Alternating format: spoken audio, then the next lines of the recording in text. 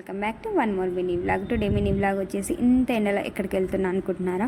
నేనైతే junior assistant పోస్ట్కి high court ఎగ్జామ్కి అప్లై చేశాను అనమాట. సో నాకైతే సెంటర్ మౌలాలీలో పడింది. మౌలాలీలో 2 జోన్స్ ఉంటాయి, జోన్ 1 జోన్ 2. నాకు జోన్ 2లో పడింది అనమాట. సో మోస్ట్ ఆఫ్ ది మెంబర్స్కి ఇక్కడే పడుతుంటుంది అనమాట, చాలా పెద్ద సెంటర్.